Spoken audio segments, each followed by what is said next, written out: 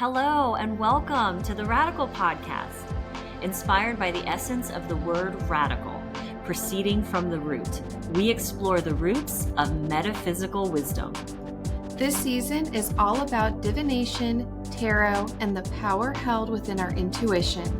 This is The Radical with Nicole and Christina, the two metaphysical girls in the material world. Hello and welcome to The Radical. I'm Nicole. And this is Christina. Welcome to Libra season, listeners. Yes. We're just continuing to follow the Zodiac year, the wheel of the year, the seasons. We're going to be talking about our first Libra card today, Justice. But I have a little astrology forecast for Libra season. The sun entered Libra a couple days ago, September 22nd. That was also the fall equinox. Libra is the cardinal sign that brings us autumn. October 6th, we have a full moon in Aries, the sign that opposes Libra. October 13th, our friend Pluto moves direct in the zodiac sign Aquarius. Pluto has been retrograde in Aquarius since May 4th. And on October 21st, we have our new moon in Libra.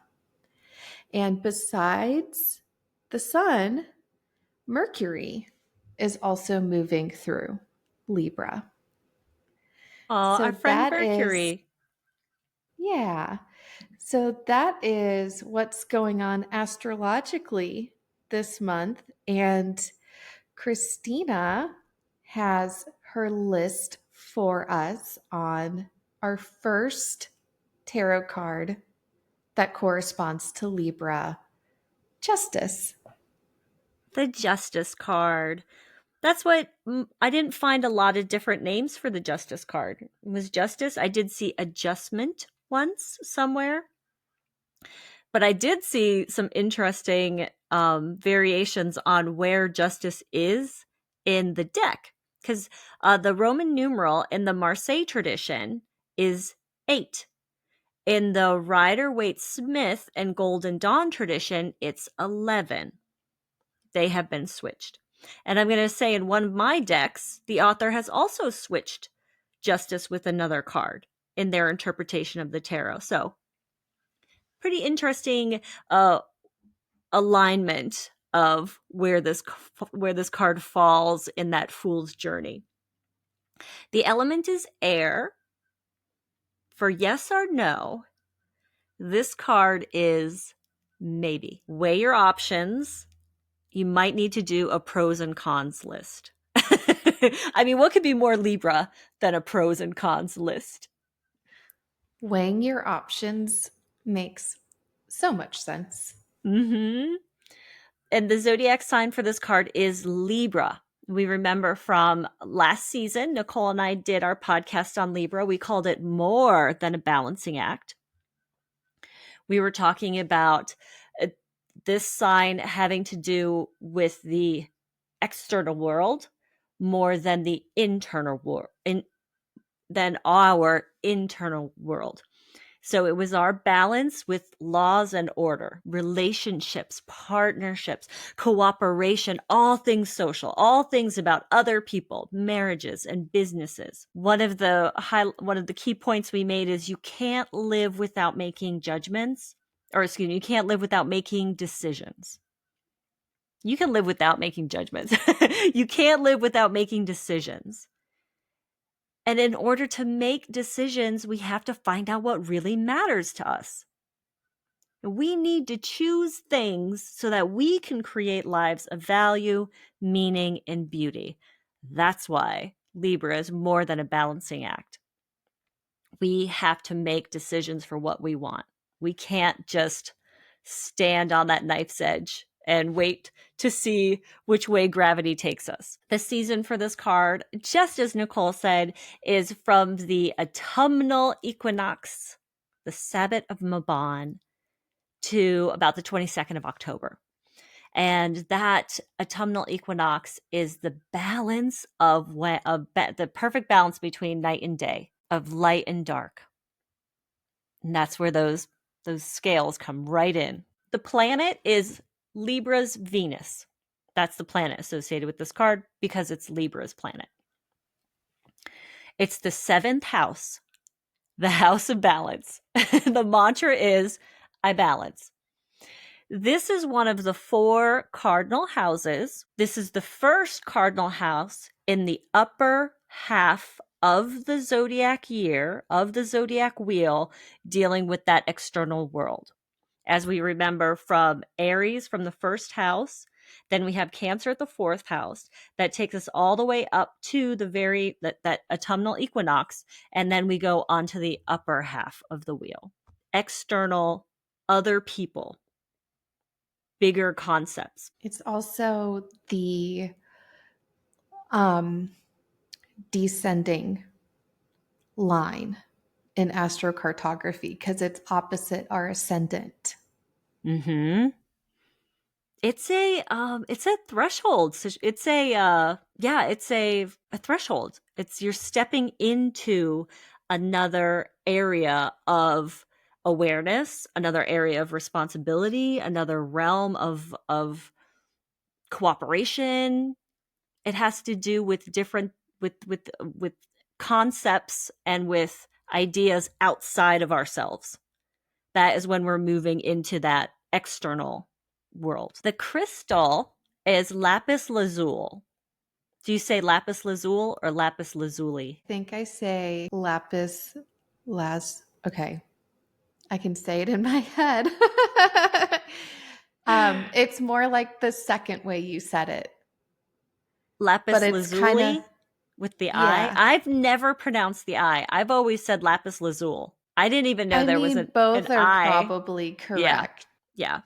But it is that incredibly beautiful, beautiful blue stone. And I was deployed to Afghanistan for a period of time, and a lot of lapis lazuli comes from that part of the world. And I was fortunate enough to be able to find some amazing pieces to bring home. And I'm very drawn to it. That blue color is out of this world.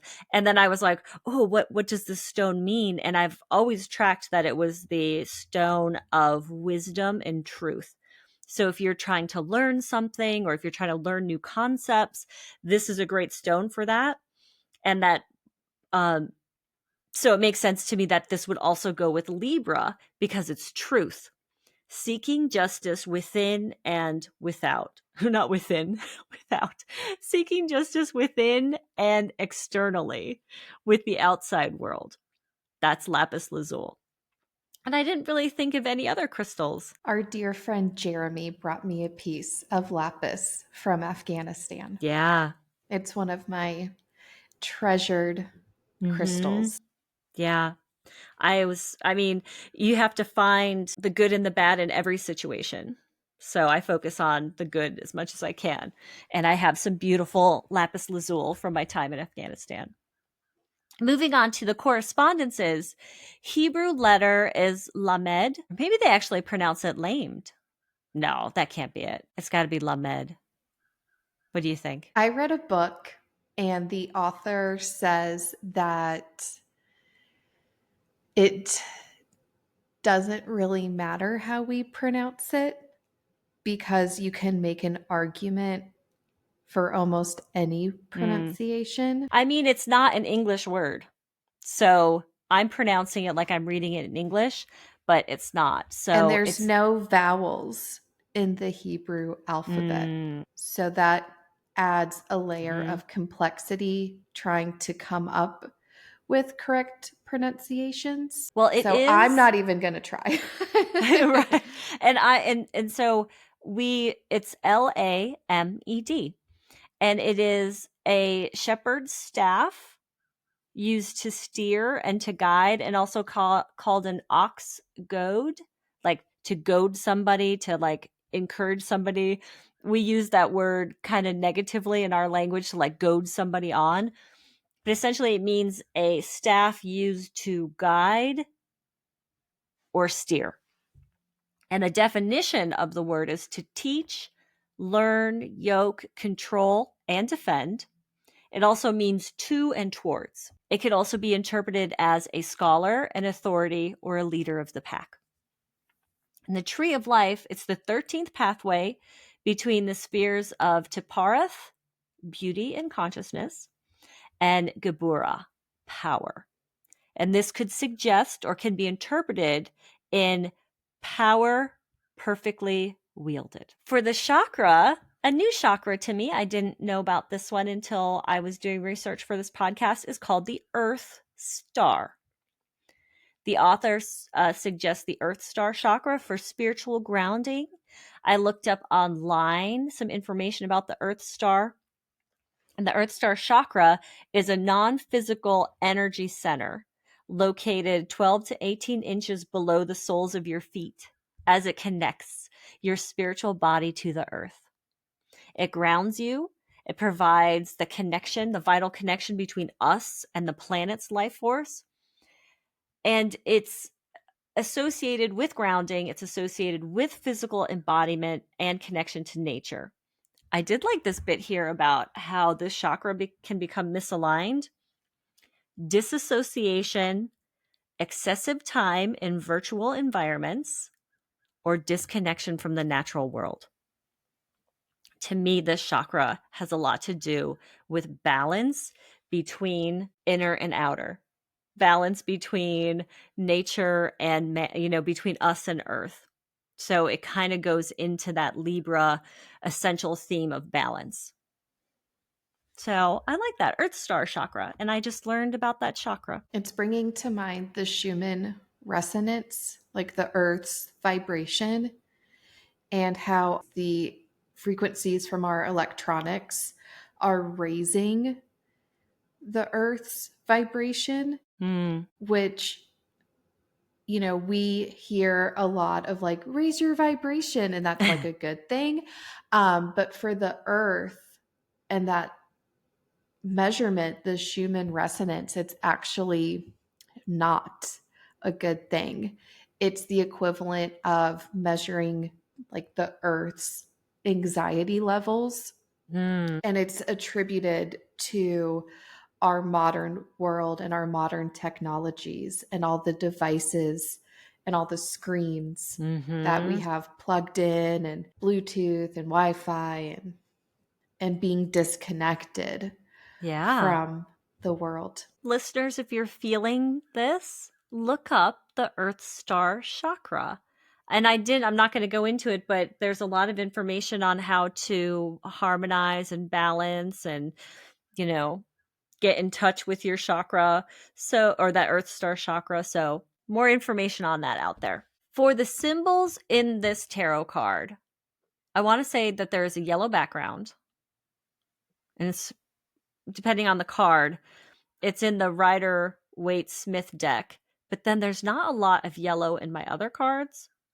And I'm surprised that there's not any blue anywhere except one of your cards is definitely very blue, Nicole. But I'm like, I didn't get like a color. I mean, the red robe, but that really didn't connect me to the sense of what the card means. So I don't know. I was kind of struggling with the colors on this one. But the yellow background in this particular card, that little bit that's there at the top, is for clear sight. Yellow can be clear sight. The sword, cause and effect and logic. We know the sword is the air, which has to do with intellect and logic. And the upright sword can symbolize cutting through confusion and bringing order. The scales can symbolize objectivity and fairness. And the pillars, there's pillars, balance, law, and structure.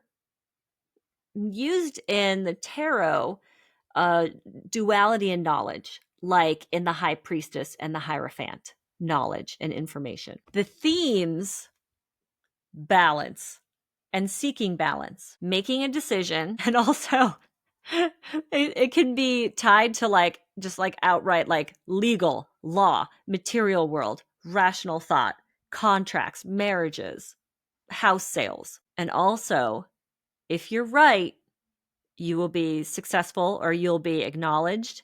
If you're wrong, you will be accountable. And that comes into that rational thought. That comes into that interaction with us and the outside world. Yeah, there was a lot of quite literal law and order and Mm-hmm. like A divorce lot. papers, like a lot of if you are in the middle of a legal dispute, you'll have a favorable outcome. Like there were very kind of like real world, I guess, Mm-hmm. law and legal interpretations. And for me, what I started to focus on more so was like karma, Yeah.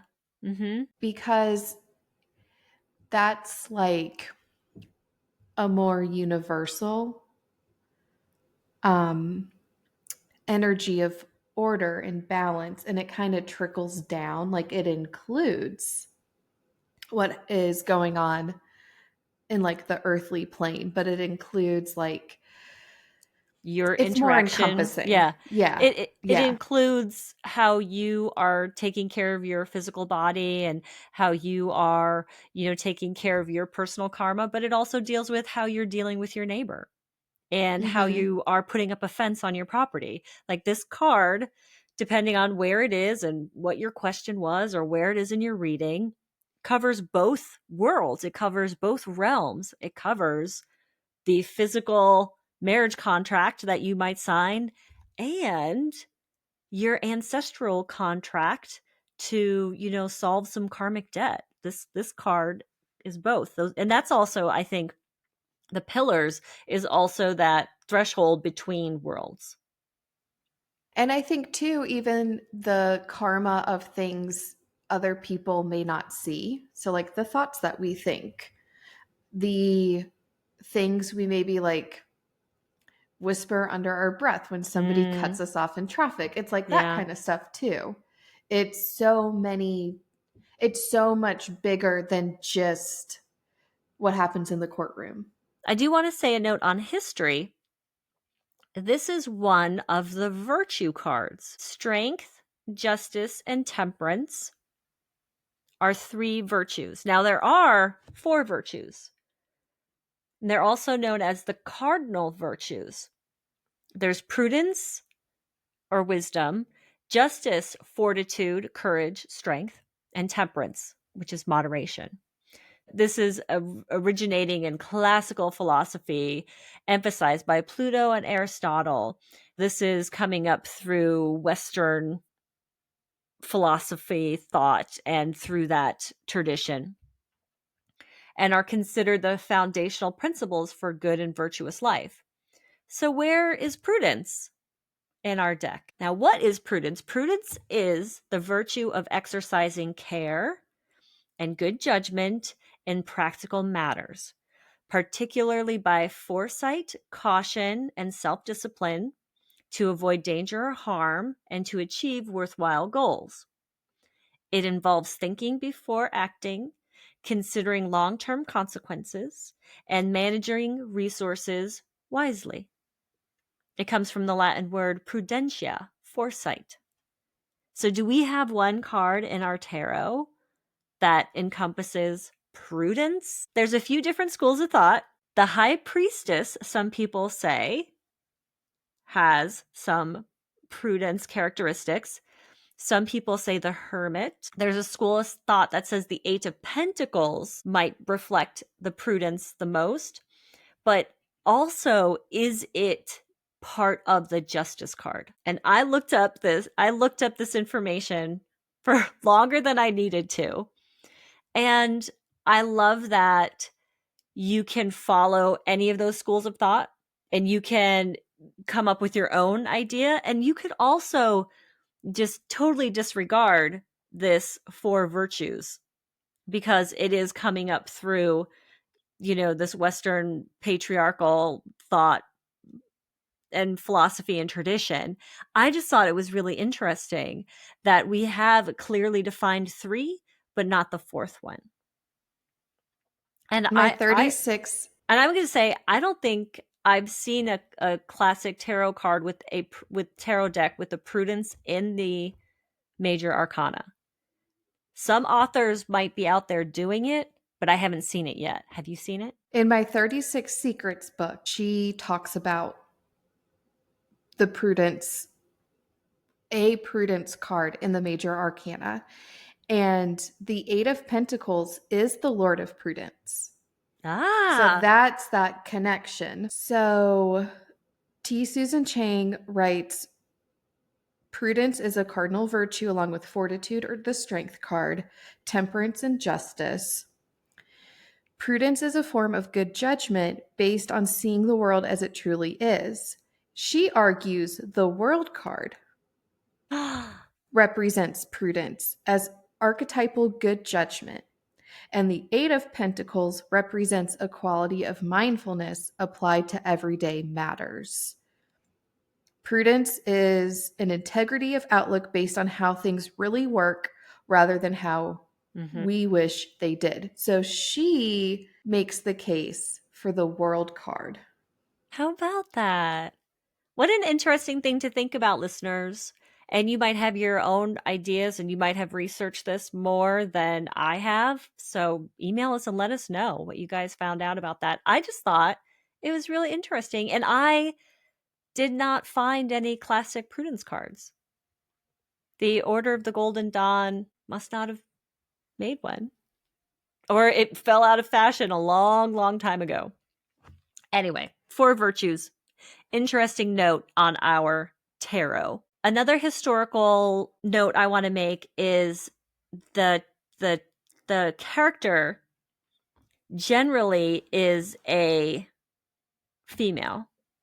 And that's tied to the ancient goddesses of law and the ancient goddesses of the dead, because they would be weighing the souls of the dead. And that comes up through multiple different cultures. The tarot figure generally is not blindfolded in tarot.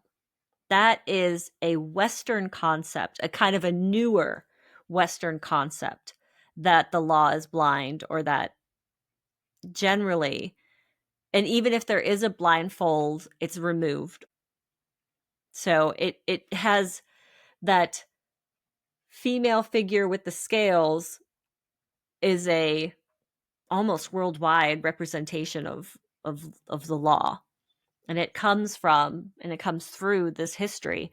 But generally in tarot, no blindfold. Her eyes are open. That's all I have for history. So last week we had the numerology of 1 with the magician. And this week, 11, double ones. So I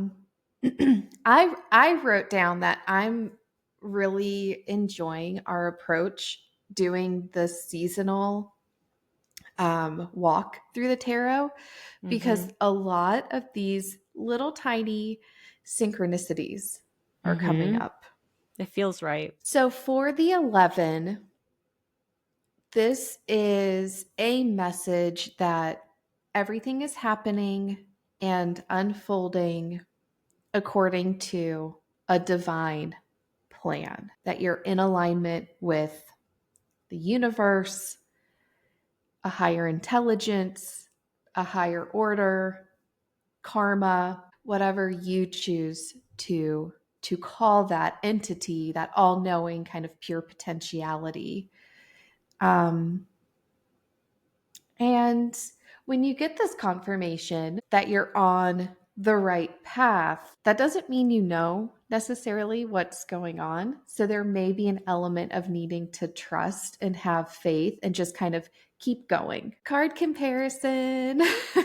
Yes.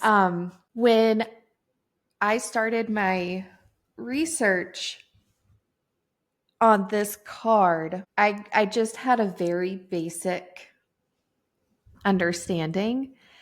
And the looking at my 4 decks was so illuminating. This is not one of my cards.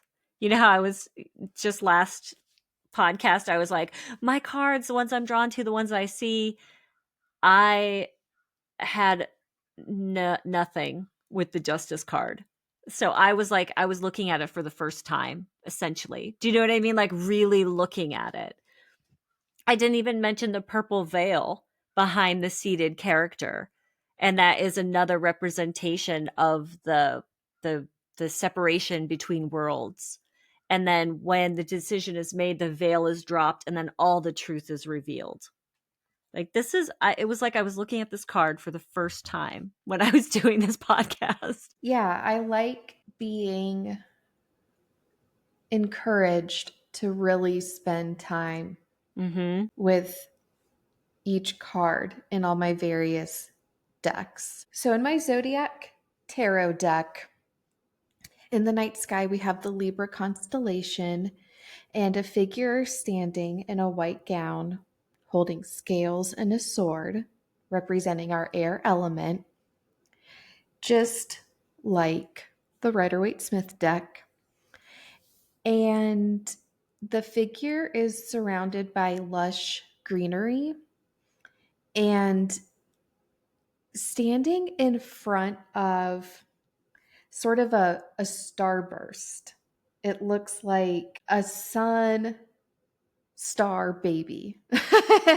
It's peach and pink, and Hmm. perhaps it's a little tie to that purple veil that Christina was just talking about. Mhm. Hmm. In the Medicine Woman Tarot, the name on the card is Balance instead of Justice. And an elderly couple is propping up this circle. And in the circle, there's this scene of pristine, undisturbed nature. There's a clear sky, clean water flowing in a river. There's mountains, a prairie, a deer grazes. There's a human in the background standing outside of a teepee. And this elderly couple appears to be holding up this circle from like an underground type space. And they're smiling and they're surrounded by little woodland creatures. There's a squirrel and a raccoon and a bunny. There's some flowers. And this made me think of as above, so below. And that karmic balancing between the internal and the external. Mhm. In my Antique Anatomy Tarot, the it's like a half heart, half brain. So the left side is the brain, a human brain. This is our yin side. And the right side is half of a human heart. And the right side is the yang side of the body. And they're joined together to look like one organ, the half brain, half heart. And to me, this is suggesting the harmony and balance of our minds and our heart. So one doesn't rule the other. They function in unison. And last but not least, Mystic Mondays, a hand delicately holds equally balanced scales. And I changed this while we were talking about the lapis crystal because the color of the card isn't just blue, it's lapis blue. It is. That blue is amazing. And that's like the only blue card we have. Mm-hmm. Kind of. Yeah. Yeah. So we have lapis blue for truth, and there's some yellow on the scales, and yellow conveys logic. So truth and logic and equally balanced scales. For my cards, I'm going to start with the Spirit Song Tarot. The author has that as number 11. They call the card Justice. They have the crow as the spirit animal with two keywords of truth and clarity. The crow is holding it looks like two flowers on either end of the stem, and it has the two ends of this balance. They could be acorns or flowers. I'm looking at it on my computer, but that's the imagery of the scales in that card, that the crow is holding it between its beak and it has it balanced. And crows as are seen as spiritual guides.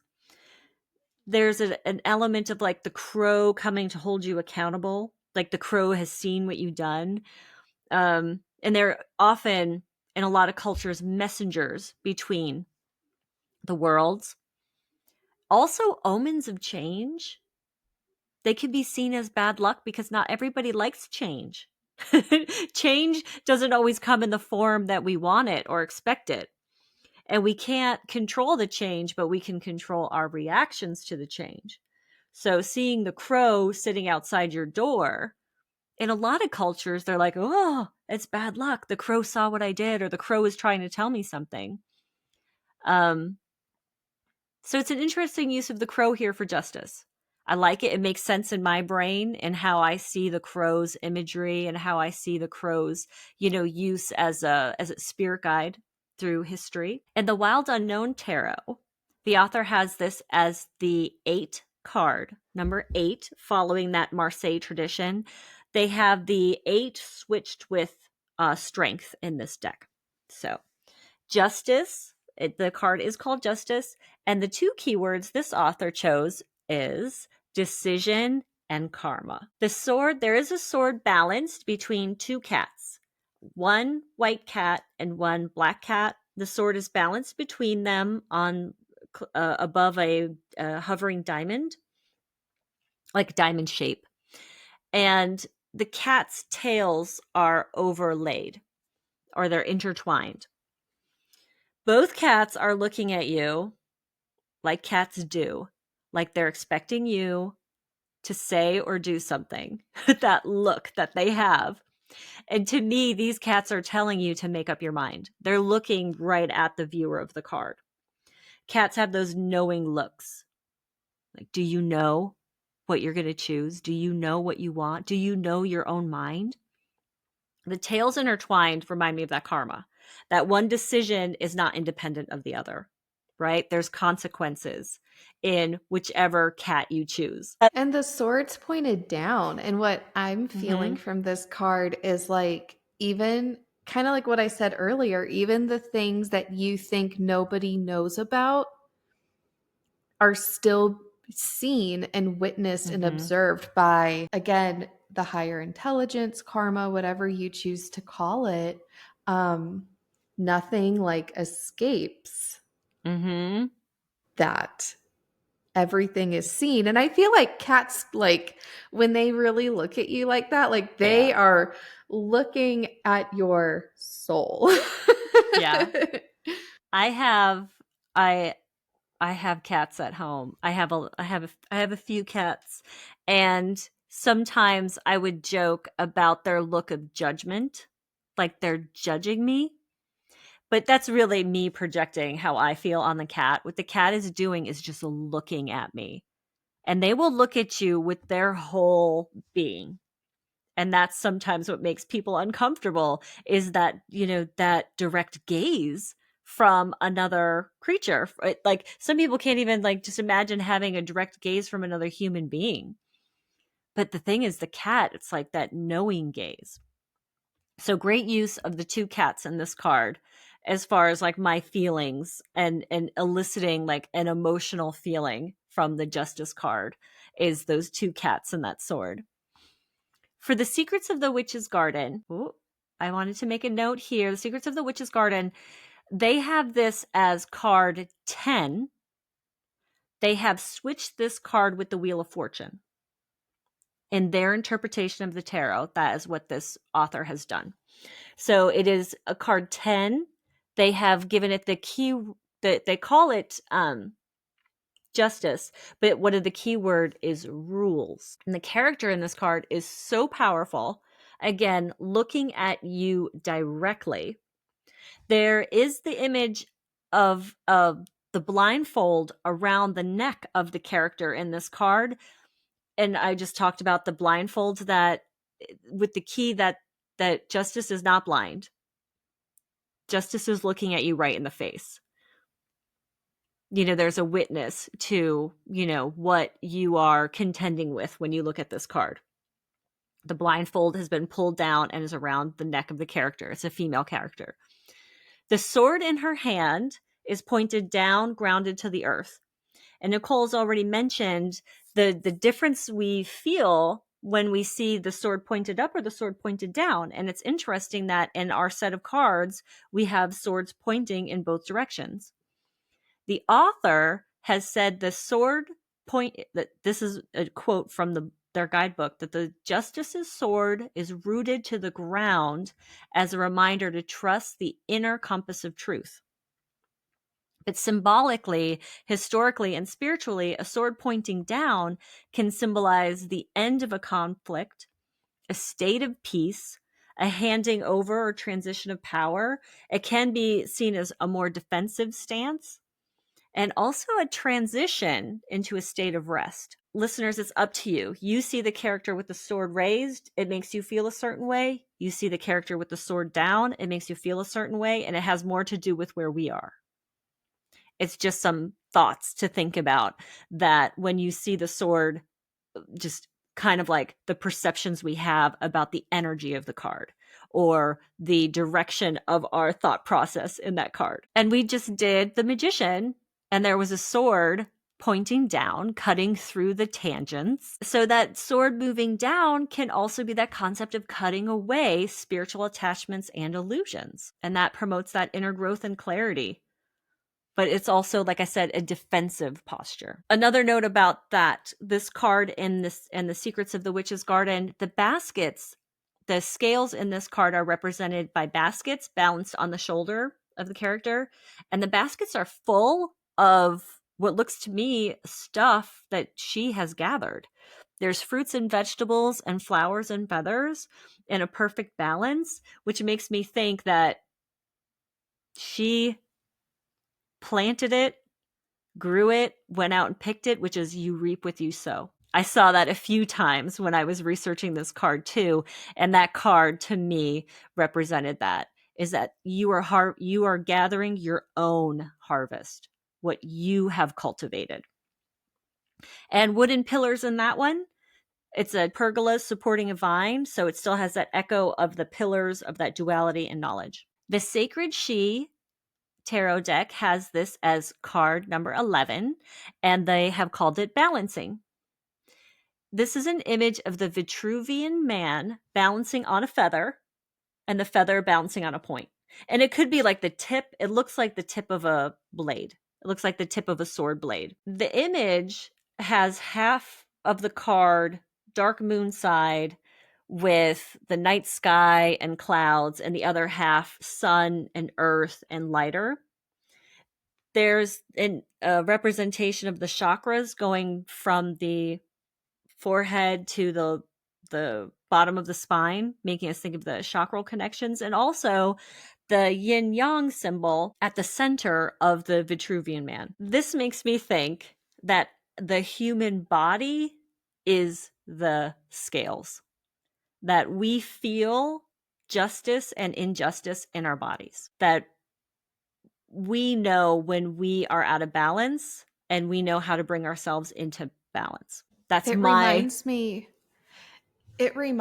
of the myth that I think we talked about in one of our episodes, where one of the goddesses of death would weigh the human soul against a feather. And if it was lighter than the feather, you could proceed to the underworld. But if it was heavier than a feather, maybe that's something in Chinese metaphysics, but there is this myth, there is a story about being weighed, the soul being weighed against a feather. And if it's heavier than the feather, you can't proceed. Yeah. There's justice is tied to those goddesses of the underworld. Like those, that's why the generally the character of Justice is a female, because it's historically tied to that.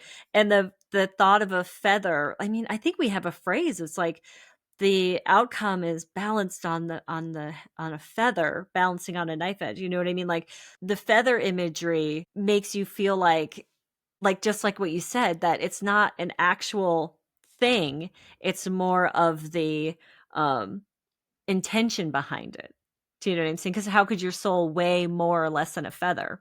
It has to do with, how you lived your life and the representation of it. But also, as if this card didn't have enough amazing imagery, there's also a rainbow stretching across the top half from arm to arm of the Vitruvian Man. The rainbow can symbolize so many things: hope, divine promises, new beginnings. It serves as a bridge between the spiritual and the physical realms. It can be a sign of renewal. I guess you look at the card and see how it makes you feel, listeners. I have a lot of feelings when I look at that card. But I do want to make a note about the spiritual meaning of the Vitruvian Man. It lies in the symbolism of the human body as a microcosm of the universe. Again, as above, so below, as within, without, that our human body can be the scales. We can feel justice and injustice. And I think, let me just look at my notes. Earthly realms for person. Yeah. Yeah. These cards were fascinating to me. And like I said, I don't have any I have a relationship with them now. Every single one, it made me think a lot. But this is not a card that I have had a lot. I haven't seen it a lot. Putting it all together, Mm-hmm. our meanings include restoring harmony, balance, equality, and equanimity. And we talked about equanimity, I think, in our Libra podcast. And the definition that we shared in that episode is the ability to see another perspective different from your own and allowing both to be correct and coexist, allowing them both to sit on the scales and be equal. Restoring harmony, the Medicine Woman Tarot suggests this could be replenishing something in the larger system of life. We get what we give, we reap what we sow. It's also the idea of making amends and taking true responsibility and accountability for all of our actions and the outcomes of those actions, reconciling the past and fulfilling karmic contracts, acting with integrity, honesty, and fairness, even when we think no one can see us.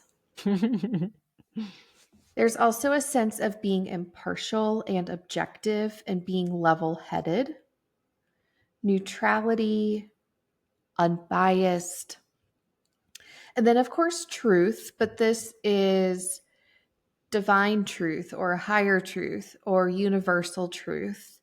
It's the archetype of jurisprudence, which we talked about last season. Mm-hmm. Also, it's jurisprudence is the study of the law and that upon which actual rules of law are based. And to me, like I mentioned towards the beginning, this really speaks to the natural laws of karma and cause and effect.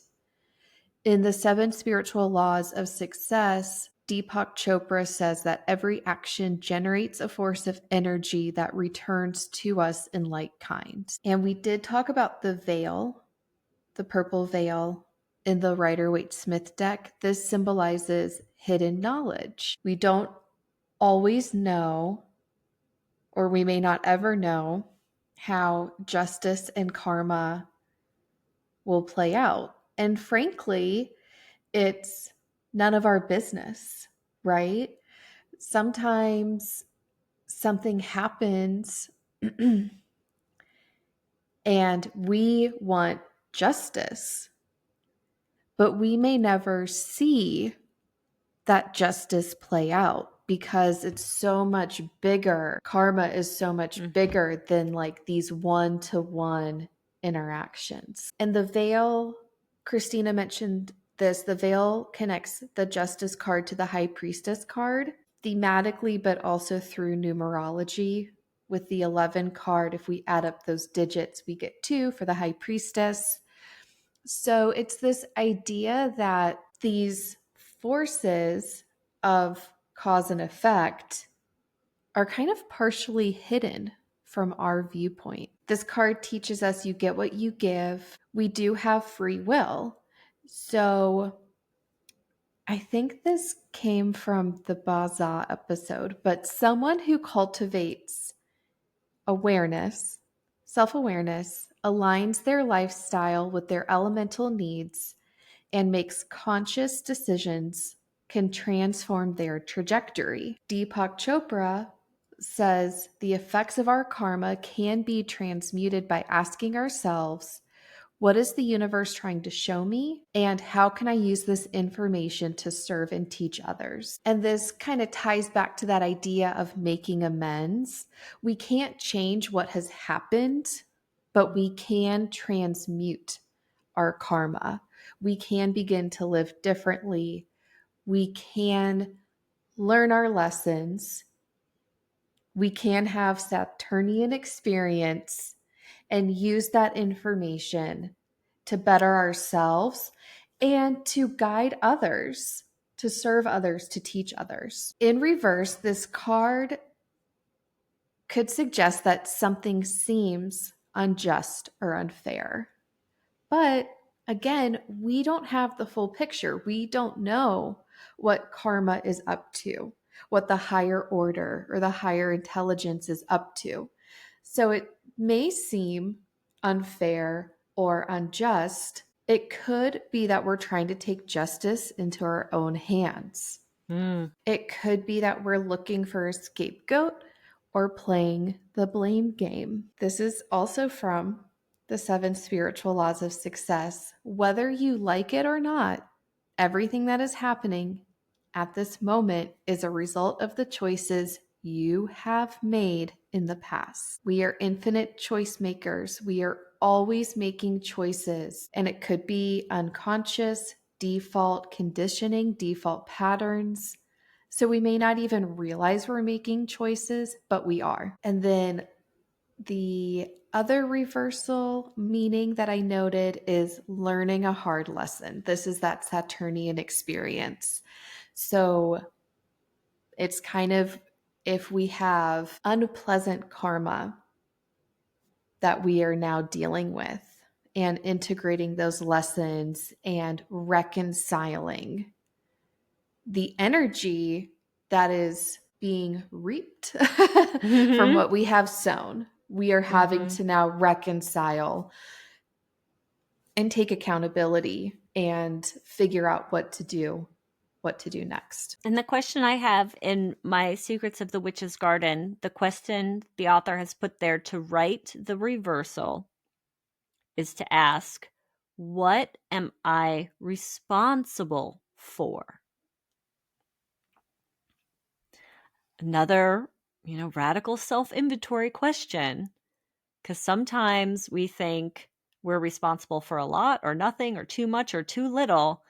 But if you distill it down to what are you actually responsible for? God, I mentioned I didn't have any connection to this card really, but now I feel very connected to this card after we've done all this research. This card came up for me during the back-to-back car wreck season of my life. I had multiple lawsuits going on. It was pretty stressful. I was having a lot of feelings internally about this is super unfair. Why me? And there was a desire on my part, almost like I mentioned, trying to take justice into my own hands. I mean, truthfully, I wanted to see, in particular, one of the drivers of the cars that hit me. I wanted to see justice done. And that was, I remember sharing this in a podcast, and we may have edited it out because I never could find the oracle card. But I'm telling you, there was a card in my liminal space deck. It existed, and now I can't find it, but it said, justice is none of your business. And I drew that during this time, and it was such a wake up call Yeah. that, oh my God, it really is none of my business how karma chooses to balance out this situation. And I had to accept the fact that I may never get to witness that karma play out. And It's like that question to write the reversal, what am I responsible for? You are not responsible for that. It is not your job to dispense justice to people who are recklessly driving. That's not your job. You're not responsible for that. And it's yeah, hard because we could put that on the list of things that we think we can control, we think we are responsible for. But it's none of our business how the universe gives that person back that karma that they sowed. That's yeah. not our business. What am I responsible for? Definitely not the I am definitely not responsible for whatever it is the higher intelligence is responsible for, because I am not capable of that. I am not that higher intelligence or that higher order. So therefore, I could never have that responsibility. And I think when you're suffering and upset and angry, that's Mm, a tough pill to swallow, but it's also very freeing if you can accept that the justice you seek is really truly none of your business. yeah. Especially in an age of too much information coming at us all the time in news stories telling us what happened, who did it, and then, tying it all up in the end about what happened to the perpetrators, that we do as a culture like to know the whole story. And the fact is, we are often not going to know or be a part of or be responsible for the whole story. Even if it's a big part of our lives, we're only responsible for our part. That's it. Yeah. But our culture loves to know what happened. What happened? What happened? What happened? And then what happened? What happened to that guy? What happened to that girl? What happened to those kids? What happened? What happened? What happened? Yeah. Everybody wants to know what happened. So I have 3 cards for our messages from the universe today, and they are coming from the Wild Unknown Pocket Animal Spirit Deck I and love it. Guidebook. Animal spirits. I love them. This is by Kim Kranz. So our first of 3 is the lamb. The lamb is part of the earth element, peaceful, prophetic, and patient. The lamb is the bearer of an important message.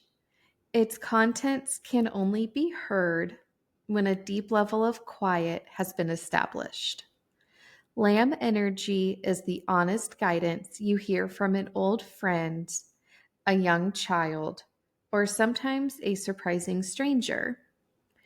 Through the lamb's message, though the lamb's message may channel through another person, the wisdom resonates within you. It will repeat and reverberate until you listen. Approach this gentle creature with utmost patience and reverence. Truth is a gift. Sit still, listen, receive. When in balance, knowingness, inner peace. When out of balance, quiet, timid, concerned. To bring into balance, meditation and listening. Our second card is the owl, the element of air. Abundance, clairvoyant, treasures. The owl is a mysterious and otherworldly creature found in folklore from east to west. The white owl in this particular deck is the companion of the goddess Lakshmi and represents wealth, beauty, and good fortune. When the owl card appears, it is an omen that a boon or treasure is on the way, either in spiritual or material form.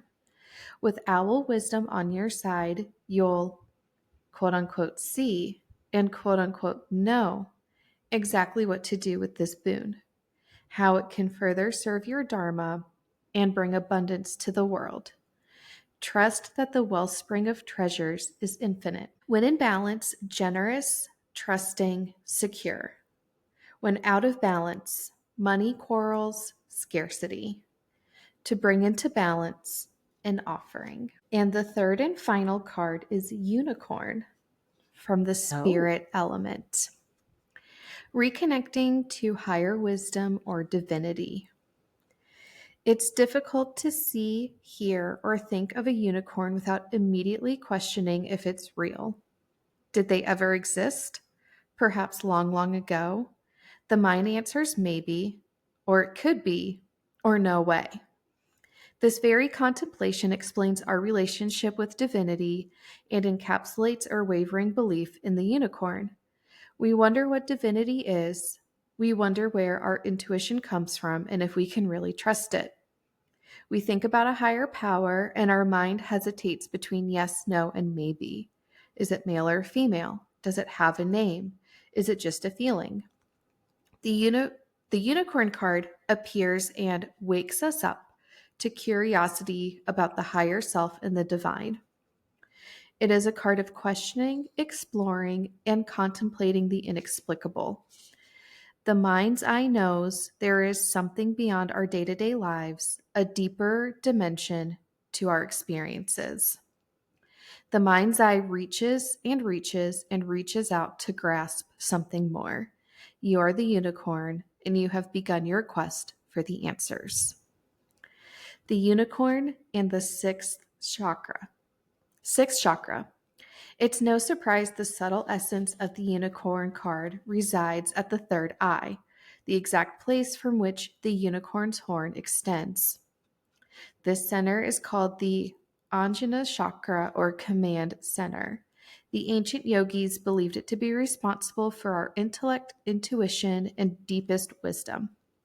Some say our two eyes see the past and present, while this third eye peers into the future. Thank you, universe. Thank you for listening to this episode. The Radical Podcast is created and produced by Nicole and Christina. Music by Van Horton. His Instagram is Van Horton Music.